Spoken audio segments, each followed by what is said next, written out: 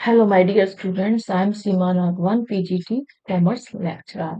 This is video for EMRS and other PGT competitive exams.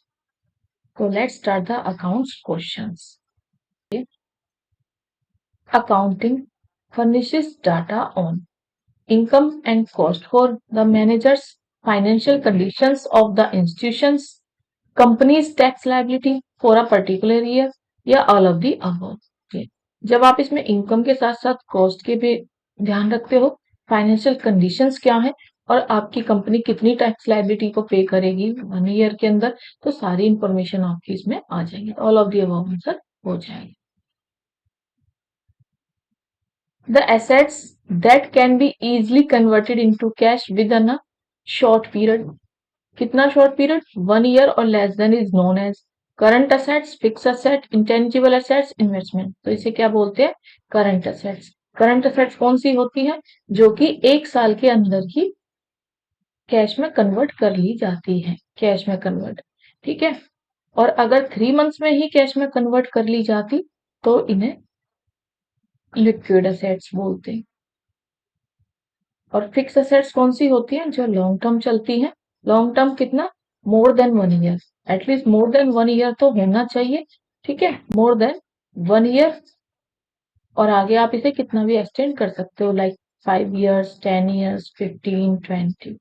Intangible assets कौन सी? Which can not be touch and seen, जिन्हें आप छू नहीं सकते और देख नहीं सकते, नॉट सीन. जैसे कि आपकी goodwill, copyright, patent. Fix assets कौन सी? मशीन हो गए, आप प्लांट्स हो गए, लैंड एंड बिल्डिंग. इन्वेस्टमेंट्स कौन सी? जो पैसा आपने कहीं और इन्वेस्ट किया, ठीक है. तो अगर शॉर्ट टर्म के लिए इन्वेस्ट है तो ये करंट असेट्स का पार्ट हो जाएगा, लॉन्ग टर्म के लिए तो फिक्स असेट्स, ठीक है. तो फिलहाल आंसर यहाँ पे करंट असेट्स की बात कर रहा है तो ए राइट आंसर हो जाएगा. Find out the bank balance as per cash book from the following particular. कह रहा है कि आपको बैंक बैलेंस यानी कि पासबुक का बैलेंस फाइंड आउट करना है जो कि कैश बुक से इंफॉर्मेशन कुछ दी हुई. ओवरड्राफ्ट है कैश पासबुक का 5,000 रुपए. ओवरड्राफ्ट का मतलब है कि पासबुक का जो बैलेंस नॉर्मली होता है वो क्रेडिट बैलेंस होता है जब, और जो कि फेवरेबल होता है. अगर ये आपका फेवरेबल बैलेंस अनफेवरेबल हो जाए तो इसे बोलते हैं ओवरड्राफ्ट, ठीक है. यानी ये ओवरड्राफ्ट का मतलब डेबिट बैलेंस शो कर रहा है आपका किसमें? पासबुक में. डेबिट का मतलब होता है कि अब आपको बैंक को पैसा देना है और क्रेडिट का मतलब होता है कि बैंक आपको पे करता है, बैंक आपको पैसे देता है. क्लियर. तो चेक डिपॉजिट किया हुआ है बैंक में बट नॉट क्रेडिटेड 2,000 रुपए से. चेक डिपॉजिट कर तो दिया बैंक में पर अभी पासबुक में आया नहीं है. पासबुक में क्रेडिट नहीं हुआ तो पासबुक की एंट्री अभी लो ही बैलेंस शो कर रही है और कैश बुक में आपने हाई बैलेंस कर दिया होगा, ठीक है. पासबुक को कैश बुक के अकॉर्डिंग क्या करना चाहोगे? हाई करना चाहोगे तो आपको इसे ऐड करना पड़ेगा, ठीक है. ये अभी क्रेडिट नहीं हुआ है. 5,000 आपका नेगेटिव बैलेंस है. ऐड करोगे अब आप 2,000 को तो ये आ जाएगा आपका 3,000 और ये 3,000 किसका आएगा? माइनस का. माइनस का मतलब क्यों? क्योंकि अभी आप ओवरड्राफ्ट में चल रहे, ठीक है. राइट आंसर सी है. पीआरएस में दो ही चीजें पढ़ते हो, या तो चेक इशू कर दिया है पहली बार. अगर चेक इशू कर दिया है आपने, ठीक है, बट वो प्रेजेंट नहीं हुआ है, नॉट प्रेजेंटेड येट. दूसरी बात ये हो सकती है कि चेक वहां पे डिपॉजिट कर दिया है बट पैसा नहीं आया है, तो नॉट क्लियर्ड येट या नॉट कलेक्ट या नॉट क्लियर्ड येट, ठीक है. अब इन सिचुएशंस में आपको ये देखना होता है कि बैलेंस कौन सा दिया उसके अकॉर्डिंग इन्हें प्लस माइनस करते हैं. बुक का बैलेंस दिया हुआ है 5,000 तो राइट आंसर आपका सी बी हो जाएगा. NSF mark in cheque sent back by the bank indicate. कह रहा है कि चेक सेंड किया है वापस बैंक ने तो ये क्या इंडिकेट करता है? एनएसएफ का मीनिंग पूछा बेसिकली. चेक हैज बीन फोर कर दिया है बैंक ने कुड नॉट वेरीफाई नहीं किया है, आइडेंटिफाई नहीं किया है, नो सफिशिएंट मनी, या cheque can not be cashed because it's illegal. तो जब चेक वापस कर दिया जाता है बैंक के द्वारा, तो इसका मतलब बैंक ने उसे डिसऑनर्ड कर दिया है। ठीक है, और डिसऑनर्ड कब होता है? जब आपके बैलेंस लो हो। ठीक है, जितने का आपने चेक इशू किया है उतना बैलेंस आपके सेविंग्स में था ही नहीं। सपोज कीजिए सेविंग्स में आपका 50,000 है और आपने 80,000 का चेक दिया है। ठीक है, तो बैंक ऐसी सिचुएशन में मना कर देगा। तो एनएसएफ का फुल फॉर्म क्या होता है? नो सफिशिएंट फंड या नो सफिशिएंट मनी। मनी ना होने की वजह से बैंक ने ऐसा किया। ठीक है, इलीगल की तो यहाँ कोई बात ही नहीं है, वेरीफाई की भी बात नहीं है, और ना ही चेक फ्रॉड हुआ। तो ये राइट आंसर क्या हो जाएगा? C. On the bank statement cash deposit by the company is known. देखिए, बैंक स्टेटमेंट का मतलब क्या है कि पासबुक। ठीक है, और पासबुक में अगर कोई कैश डिपॉजिट कर दिया है तो पासबुक का बैलेंस बढ़ जाएगा, यानी बैंक में आपके बैंक अकाउंट में बैलेंस बढ़ गया है। ठीक है, तो कंपनी कह रहा है, कंपनी सब क्या कर देगी? Credit, debit, liability, expense. तो on bank statement cash deposit हुआ है बाय द कंपनी, कंपनी के द्वारा। तो ये आपकी क्या है? क्रेडिट है, डेबिट है, लायबिलिटी है, या एक्सपेंस है? तो ये आपकी क्रेडिट है। पासबुक का बैलेंस आपका क्रेडिट माना जाता है। कैश बुक का होता तो ये डेबिट माना जाता है। Following details are related to a firm banking transactions on 31st March 2019. Balance as per balance, bank balance 1650। किसका? पासबुक का बैलेंस। जब तक कुछ ना कहा गया हो तब तक हम पासबुक के बैलेंस को क्रेडिट मानते हैं, जो कि फेवरेबल होता है। दैट्स मीन कि बैंक आपको पे करेगी। ठीक है। अनक्लियर लॉज, अनक्लियर लॉज है आपकी 3110, और अनप्रेजेंटेड चेक भी है, और बैंक क्रेडिट रिकॉर्ड कर दिया है बैंक ने एरर 650 से। विच balance for cash at bank should appear in the balance sheet at 31st March 2019।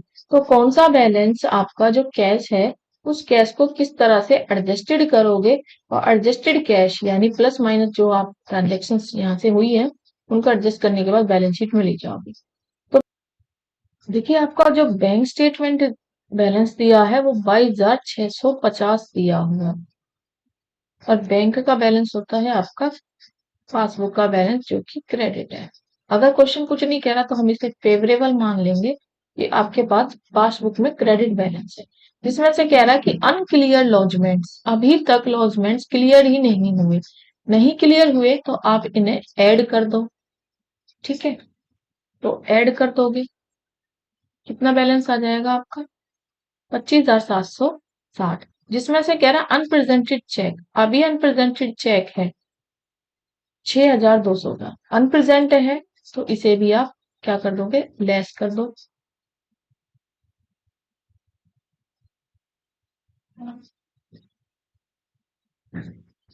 और कह रहा है उसमें से भी बैंक क्रेडिट रिकॉर्ड हुआ है 2 बार, बैंक में एरर हुई है 650, क्योंकि 650 का 2 बार रिकॉर्ड गलती से हुआ तो एक बार उसे कम कर दो।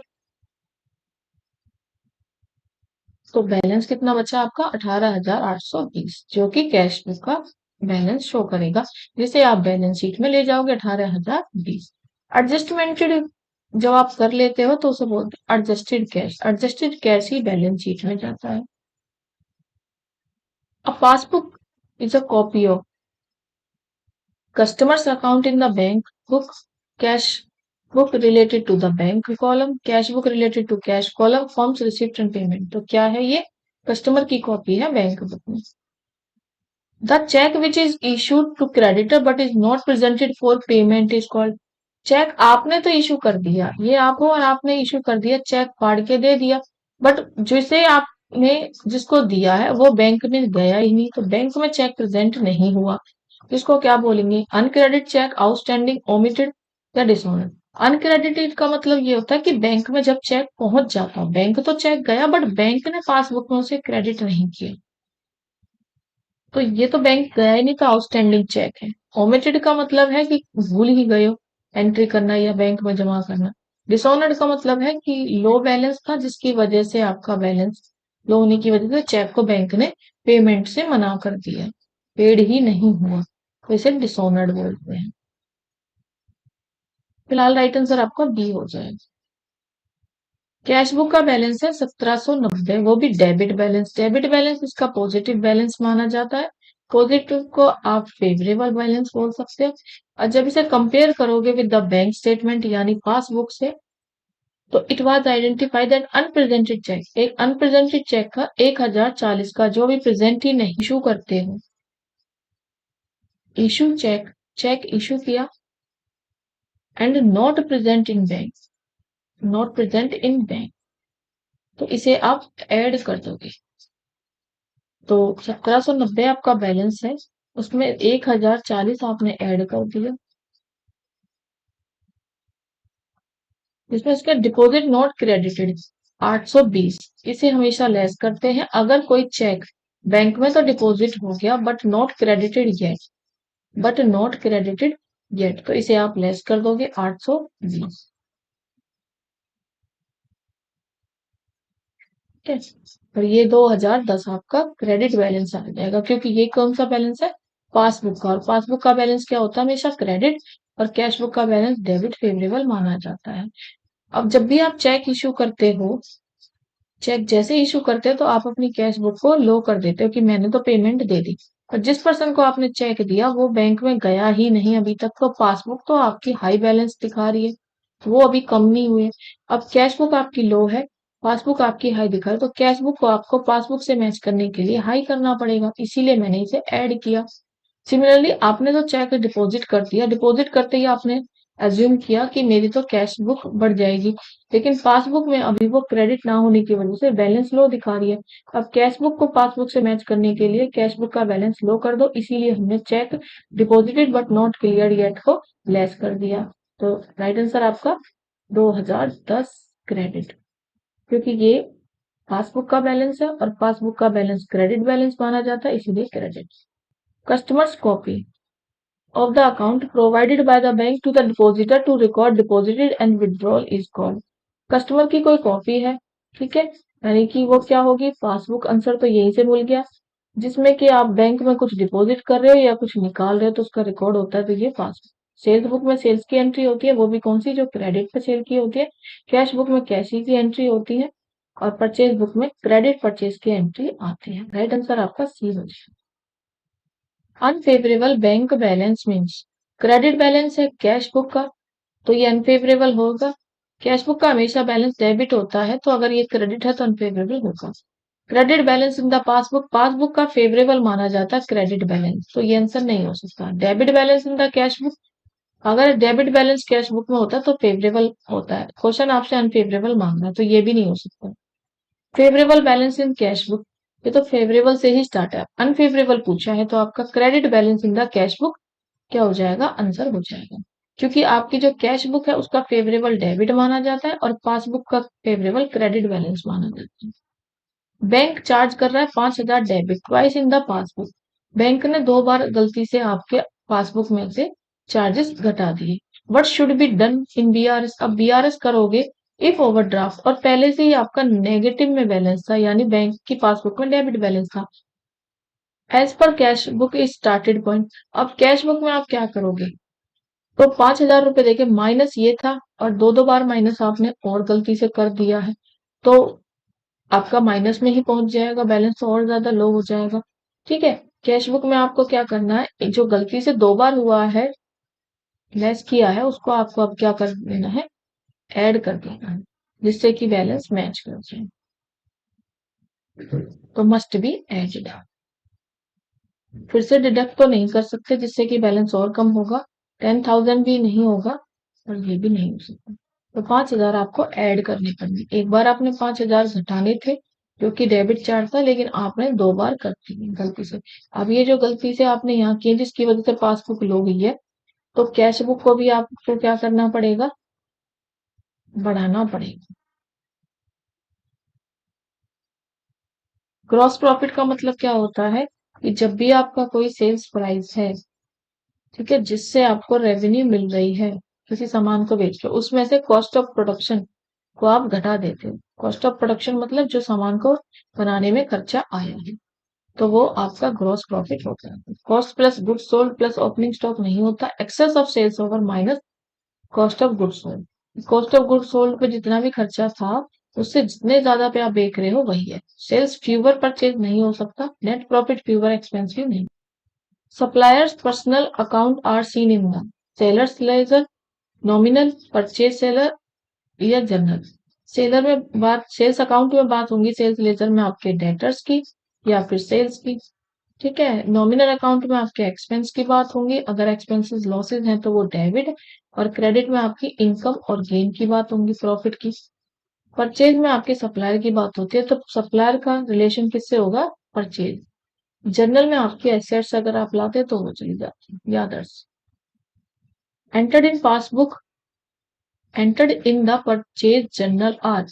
परचेज जर्नल में क्या एंट्री करोगे, डिस्काउंट अगर रिसीव हुआ है, डिस्काउंट की एंट्री कहाँ जाती है आपकी, जर्नल प्रॉपर में जाती है, जर्नल प्रॉपर में।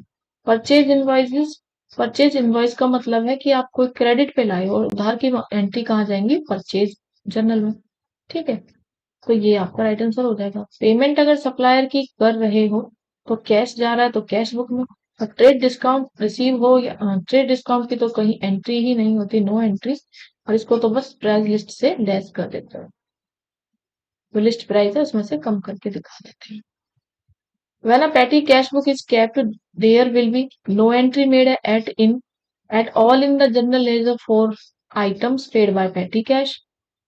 कि कोई एंट्री नहीं करनी अगर पेटी कैश बुक दी हुई है, या same number of entry in the general ledger में करनी है, या fewer entries made in the general ledger, या more entry made in the general. तो आप पेटी कैश में फ्यूअर एंट्री ही करते हैं general ledger, right answer C हो। ओवरड्राफ्ट कैश बुक का है 10,000, इसका मतलब ये क्रेडिट बैलेंस दिया हुआ है जो कि अनफेवरेबल है। और चेक डिपॉजिट किया है बट नॉट क्रेडिटेड, अभी क्रेडिट नहीं हुआ है। वैसे तो अगर चेक आपने जैसे ही डिपॉजिट किया तो आपने कैश बुक को हाई कर दिया होगा, पासबुक में भी आप क्रेडिट नहीं है तो लो दिखा रही है, कैश बुक को पासबुक से मैच करने के लिए घटाना होगा ताकि दोनों इक्वल हो जाए। बट क्योंकि आपका बैंक जो कैश बुक का बैलेंस है वो अनफेवरेबल है, तो इसका मतलब हमें लेस करने की वजह इसको ऐड करना पड़ेगा। तो 10,000 में हम 2500 को ऐड कर देंगे, 12,500। चेक इशूड बट नॉट एनकैश्ड, 3500 रुपए। चेक जैसे ही इशू किया आपने कैश बुक को कम कर देते हो, और पासबुक का बैलेंस अभी हाई दिखा रही है, पासबुक से मैच करने के लिए कैश बुक को आपको हाई करना था, बट यहाँ पे क्योंकि कैश बुक का बैलेंस ओवरड्राफ्ट है इसी वजह से आप इसे लेस कर दोगे, तो 3500 को लेस कर दो। तो राइट आंसर कितना आ जाएगा, 9,000। 9,000 आपका ओवरड्राफ्ट ही शो करेगा, क्यों, क्योंकि आपका पहले से ही बैलेंस ओवरड्राफ्ट नहीं है।